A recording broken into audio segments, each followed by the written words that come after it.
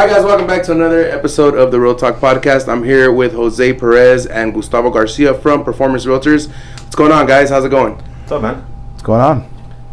That's all you guys got to say is what's up and what's going on. I mean, introduce yourself to the people, man. All right. Well, I've been here before. Jose Perez, Performance Realtors. Been in real estate for going on 5 years.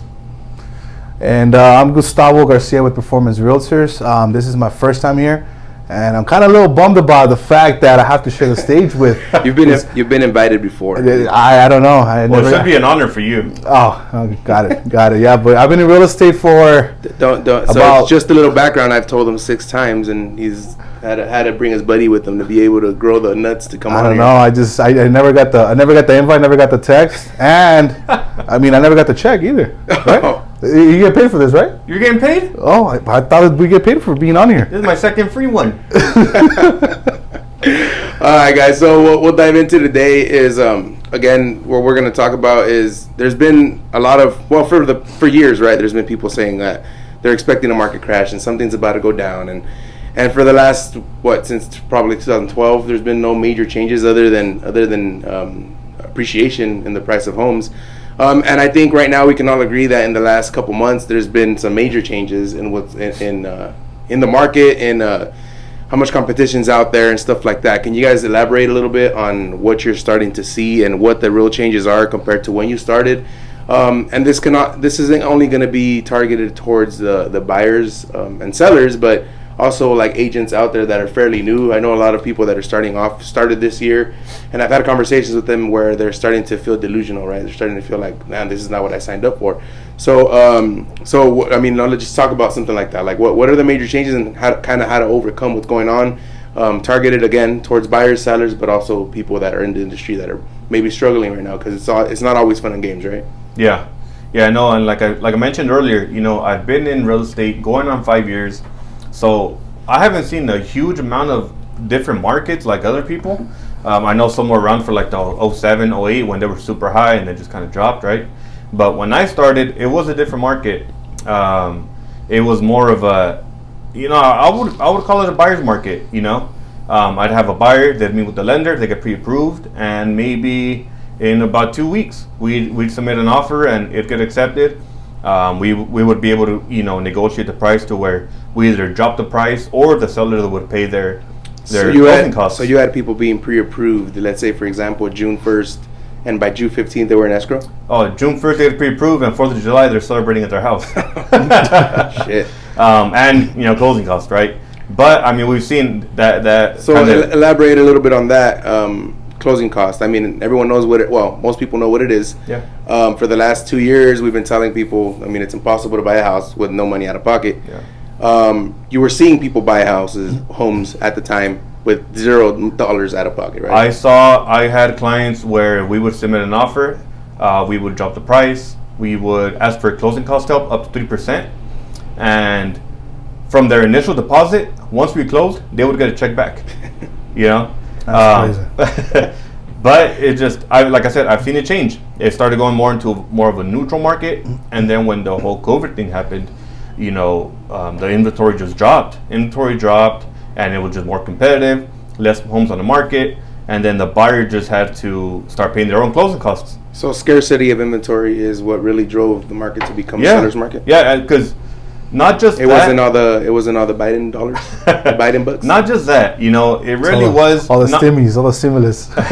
Not just the scarcity in homes, but it happened during the winter, and we all know real estate does slow down during the winter. So those two factors just really dropped the houses for sale. And then we saw people like, okay, you know what, we can pay our own closing costs. And at that point, I was like, man, that's a really good offer, But then it got even worse. Buyers had to pay their own closing costs. Well, worse for buyers, better for sellers. Yeah, in a way. So, yeah, you're right. So that's what I'm saying. I've seen the market go from a buyer's market, neutral market, seller's market. And, I mean, to right now, we're still in somewhat of a seller's market, but it's nowhere near close to what it was, 6 months to a year ago. Gotcha. So, Gus, I mean, how long you say you've been in the industry? Yeah, a little bit over 2 years. So I actually got licensed at December 29th of 2019. So I entered the market beginning of 2020. You're on the market? No, I'm not. Not You said You better hope Esther's not watching. he said he entered the market. So for you single ladies, So out I there, entered the real estate market, a real estate, my Industry. career industry, and I entered on 2020. So 2020 for me it was changing at the time. That was when the pandemic kind of first started, and it was. you were with Performance since you started. No, I was not. I was not with Performance. I actually joined a team when I first started, and I was doing property management as well at the time. So You were doing two jobs at once. I was doing two jobs. Yeah. So I entered. It was a little bit of uncertainty, obviously, because we didn't know what to expect, where the market was going to go because of the whole pandemic.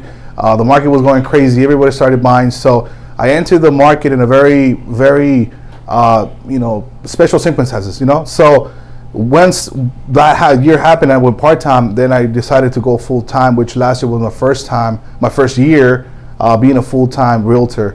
And now the market obviously was from a seller's market to still a seller's market. But how Jose mentioned to me, I mentioned to us that it's slowly starting to shift. It has already shifted. We're not seeing so many offers on any listings from a listing side perspective. I just had a listing and we were expecting to have a lot of offers, but we didn't get that many offers. Now we got 5 offers instead of 10, 15 offers. So that's kind of what I wanted to dive into was on the lending side of the industry. You start to see, because we all go. I've had this conversation with people in the past where we go based off credits ran. So we run 11 credits to get one pre-approved client, and we're still running 11 credits, and we're still now we dropped. So now I think it's like 12 or 13 credits we got to run to get one pre-approved client. We all know the reason for that is the interest rates. So just to get a little food for thought is the reason that interest rates are affecting this so much is because somebody that and it's crazy to think about how much 2% changes a payment, right? I like to think that like rule of thumb is like 1 full percent is about $150 a month. Now obviously there's so many factors that play into that, purchase price and whatnot. But what I'm getting at is we're still getting the same amount of leads coming in, the same amount of people want to buy a house, not the same amount of people qualify for a house now. So I want to say a year ago, you guys can correct me if I'm wrong. Last year, even the beginning of this year, but all of last year, most of 2020, interest rates were at 2%, 3%, and so yes, the price of homes were higher than they were years back, right? But it was very possible for somebody making the average income, the area median income here, to buy a home at the median price, right? Yeah. That was very doable. Right now, we're starting to see people still making the same thing, but now they qualify for legit. Because I know the median sales price here in Kern County or Bakersfield is like $375, I think. It's about 380, 385. Okay, so let's just say 380, just to make it simple. And that's crazy. When I first got into real estate, Can I finish what I was saying? it was 275. I just want to point that out. No, 275. that's true. So Even the beginning of this year, I believe, was 325. Oh, when I started, it was I think 230. it's crazy. You could get a house in the Southwest for about 250. A really nice one. Nice one. Yeah. And see, and this is 5 years ago. So this is 2017, right? So 2017. I mean, realistically, what was minimum wage at the time? Maybe 14.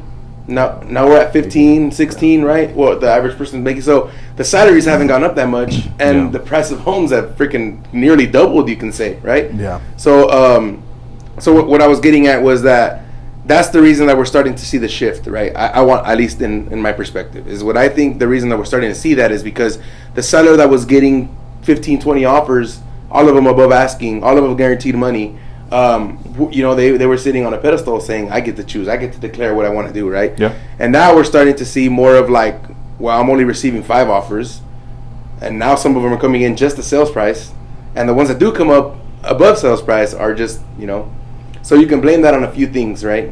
People ran out of stimulus money, which, I mean, it's funny, but it's true. There was a lot of free money that was given away. I want to say probably 60 to 70% of the people that got money didn't even need it. They just, it was free money. Why not? And so that's how they had the money to overbid, right? So, you see people that received with everything they got, $10, $15, $20,000, and they were already planning to buy a house. They already have the money to buy a house, and now they have this free 15 grand. Well, hey, I'll put 15 grand on top of the appraisal or whatever, for sure, guaranteed. Yeah. And so that's where it got a little crazy, right?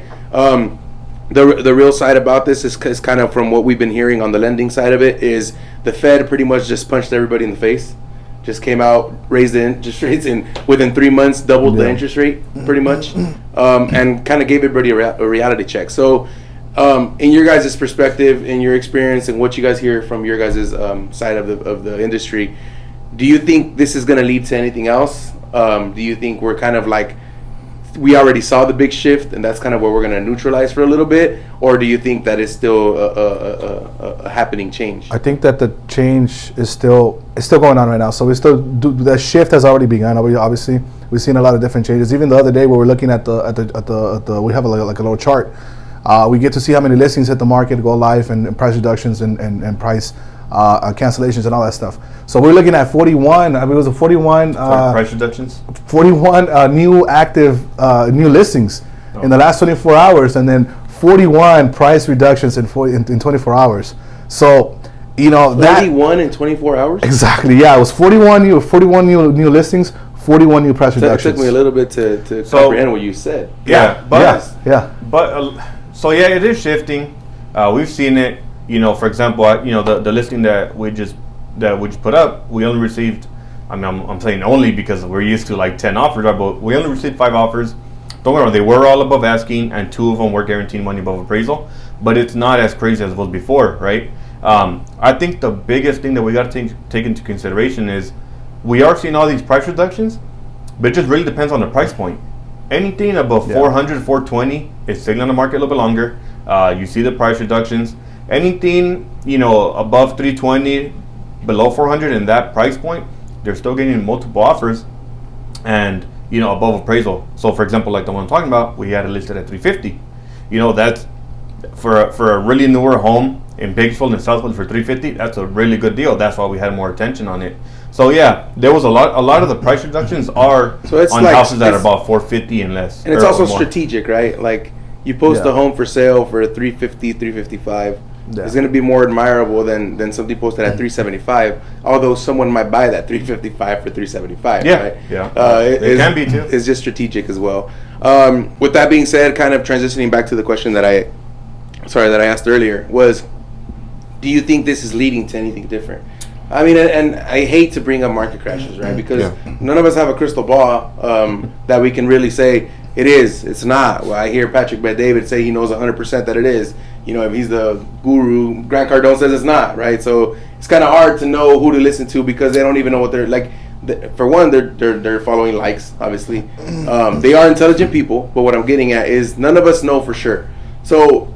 I mean, and let's just be brutally honest. This house that we're talking about, it's my house. I'm selling it, right? And what happened when we listed it? I mean, realistically, what messages did you get? What messages did I get?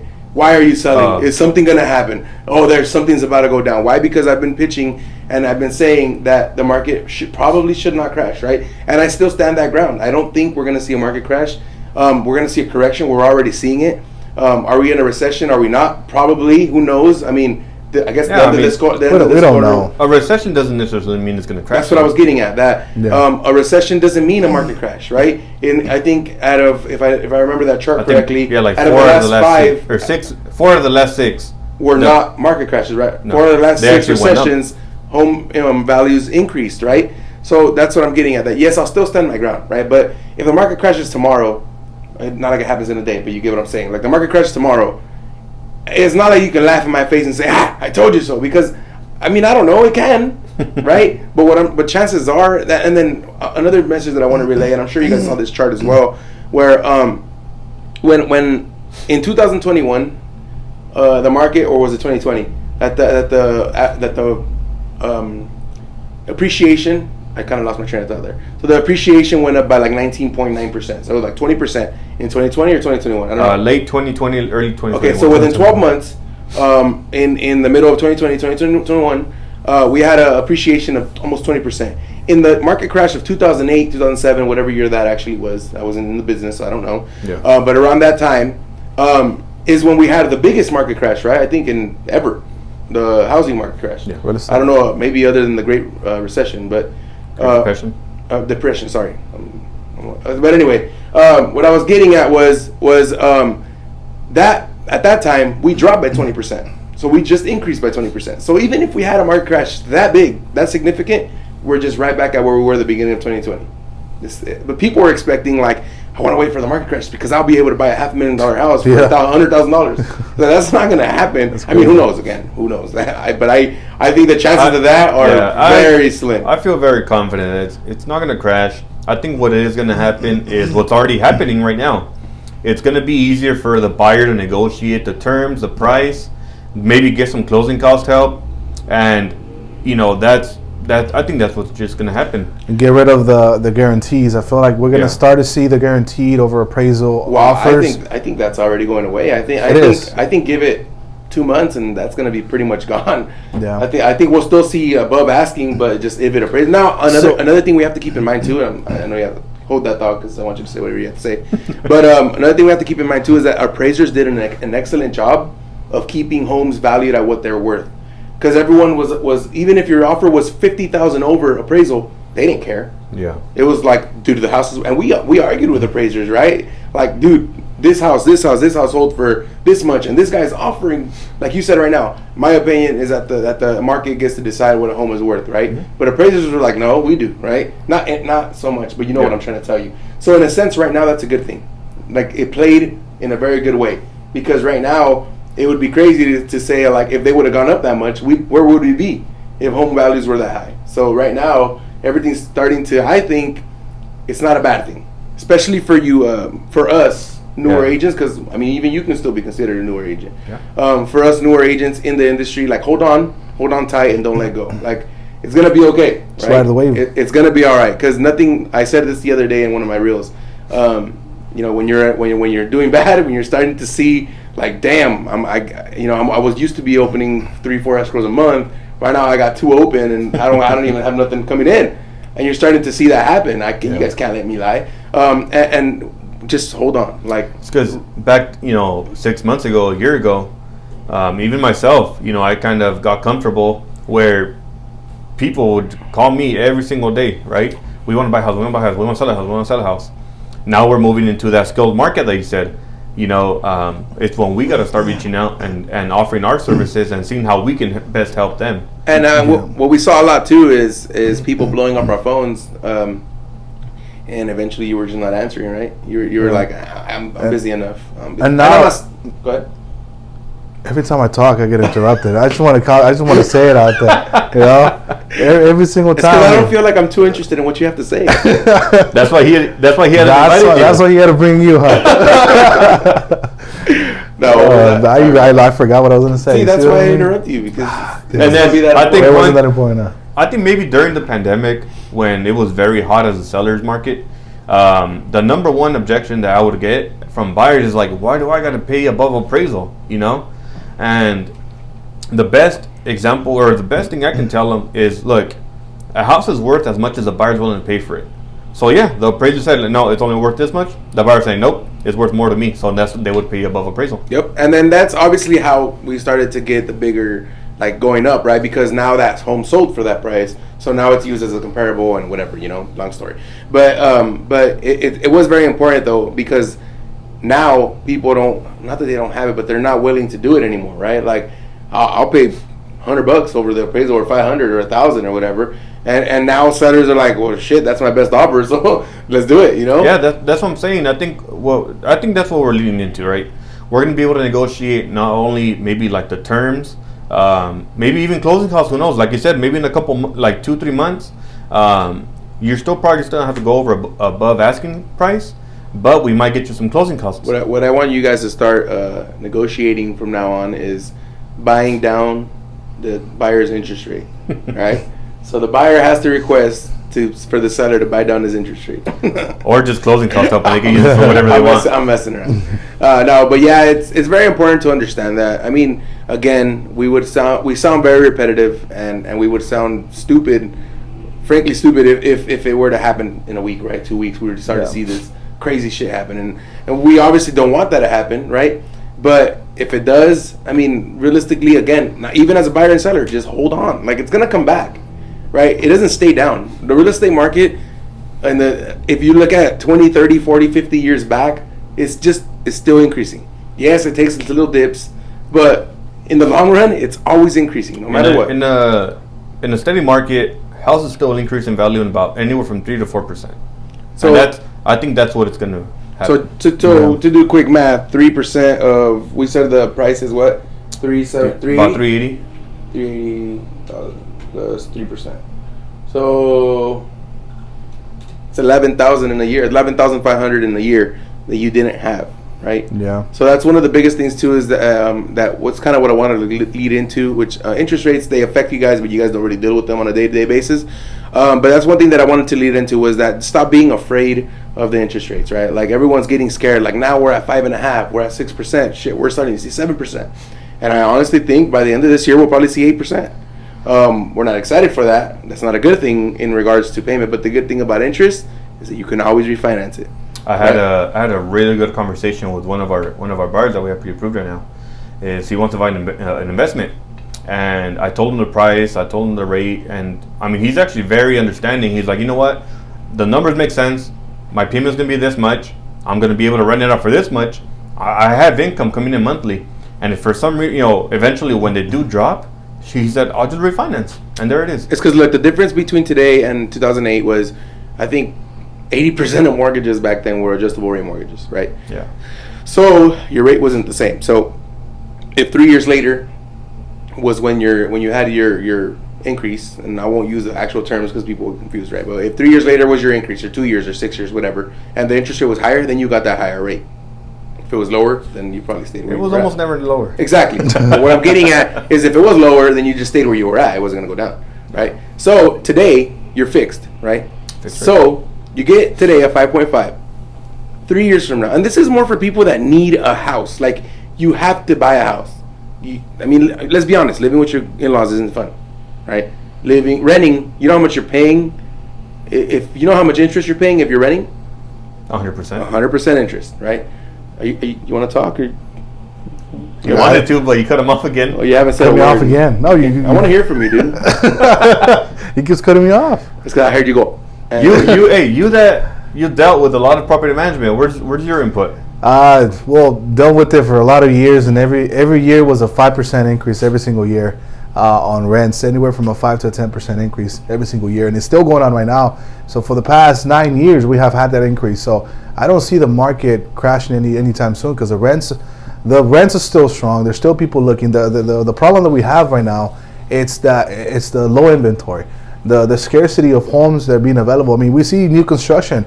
They have wait lists. They have wait lists. Being released. They're releasing like 5 homes at a time, and they're being sold out within the same day. So the problem is the lack of homes and the lack of housing here in Bakersfield.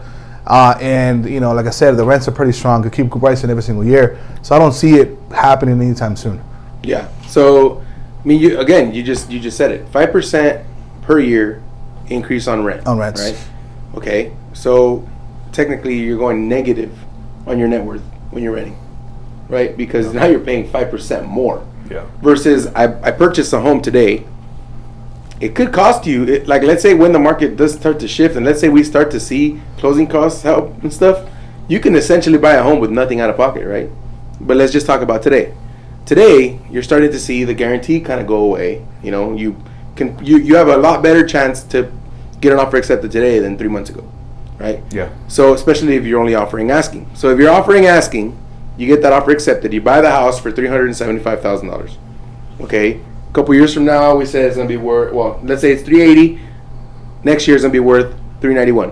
The year after that, probably 400 and something, right? Let's just say that it's. 400,000. Let's just say within 4 or 5 years, it's worth 410, 420. Just an example. Probably a little bit higher. Okay, let's just say 450, right? 5 years is worth 450, and now you have enough equity to take off mortgage insurance. But then also the interest rate is 3% again. Well, now you refinance it, you take off the mortgage insurance, you dropped your payment by like $700, right? Yeah. Now let's say the interest rate's 9% at that time.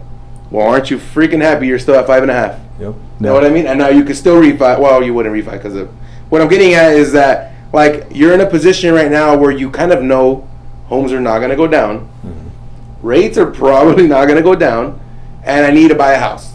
Like stop listening to your peers that know it all, because if they knew it all, they would own 100 homes and they'd be in the real estate industry, but they probably don't, right?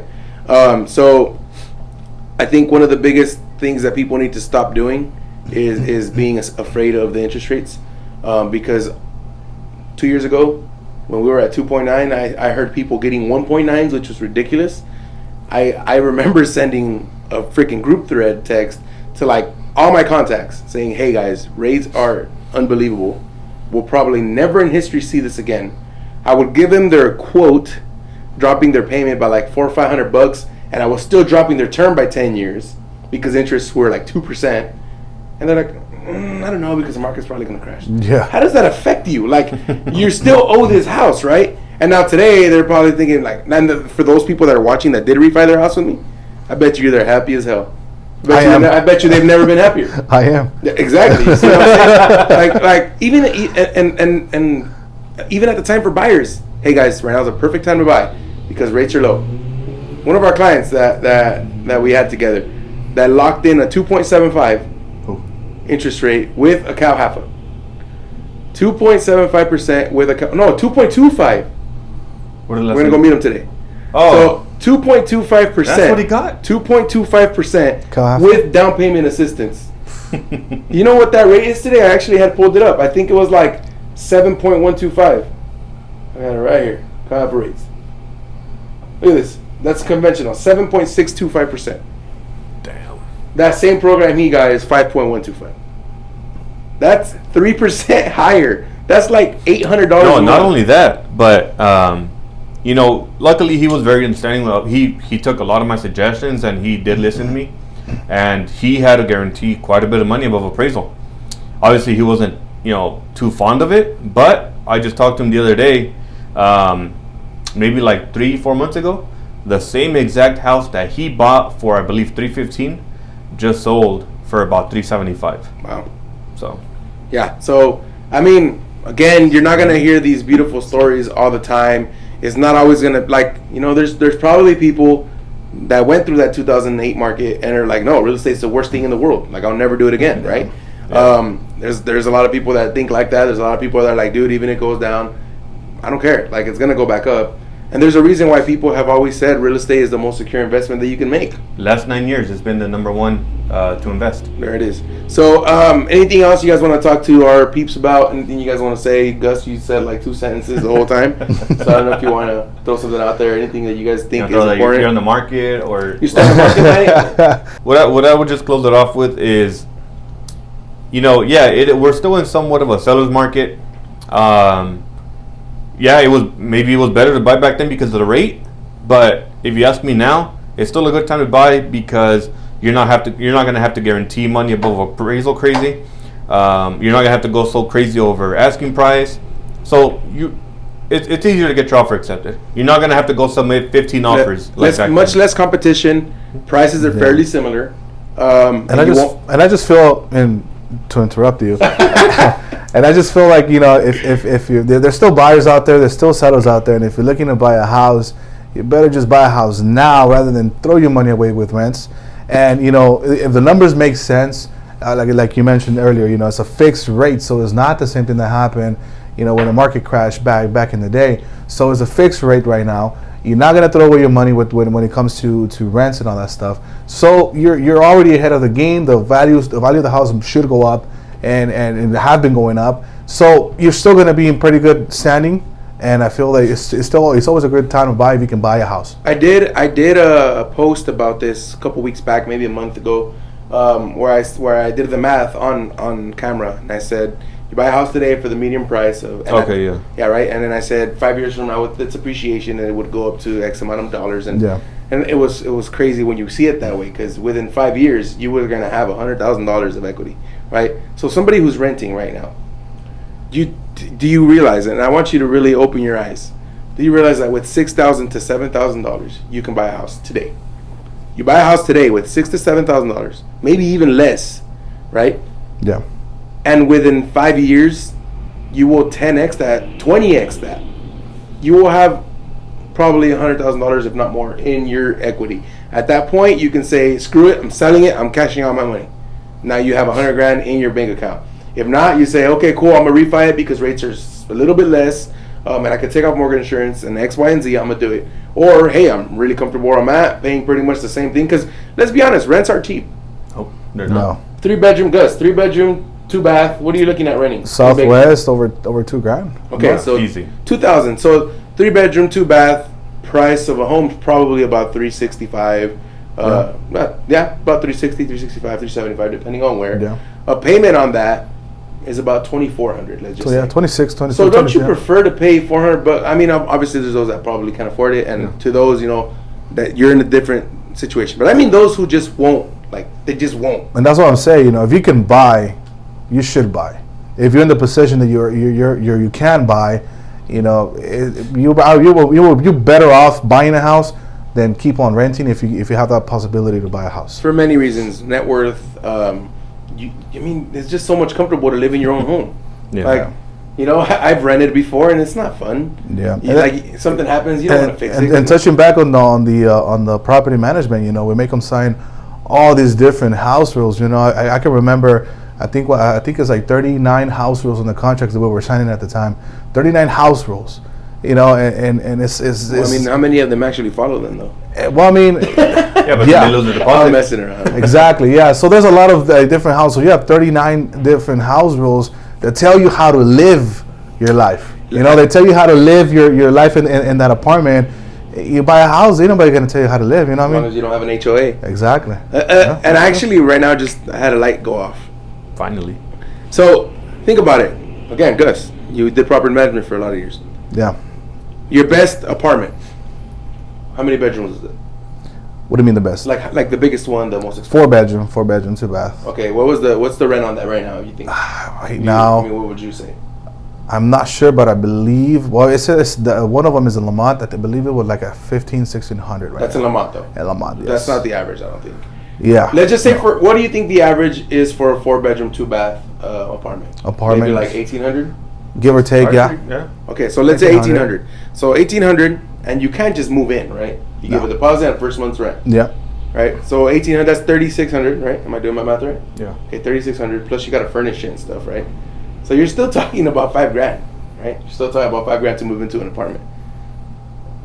Is something not going off in your head right now? Like $5,000, $7,000, $5,000 rent thrown away, $7,000 it's my house. Come on, people, you got to start to really think that through. But anyways, I guess there's those minds that just won't listen, and that's fine. Our job here, again, I've said this before, is not to convince you. I'm not trying to convince anybody of anything. Yeah. I'm simply putting information out there for you to have, Yeah. and you do what you want with it. It's just You to do lay it on the table. Lay it on the table. Lay down everything. That the tools and the facts actually put them on the table and let them run with it. So anything that you guys want to that you would say, something that you want to direct towards newer agents, something that can help them. Kind of like you brought it up earlier. We are leading into a skilled market. So skills, you're gonna need them. You're gonna need to use them and learn them right and use them right. Where you are in the business, it's gonna have a lot to do with it.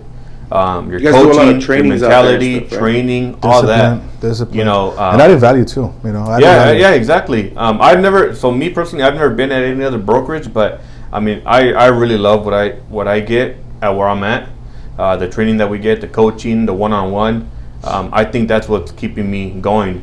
Just because, luckily I've been pretty good these last couple of years, and I mean, like I said, I think a lot of it has to do with the coaching that we get.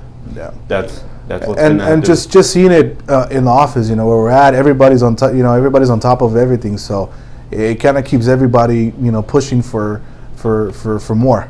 So I feel like that's something that kind of just pushes us to not just be another agent there to represent a buyer. Like we're there to just, show them the value, show them what we can do, and help them out it's about the whole experience, honestly, and taking care of them. Point A to point Z.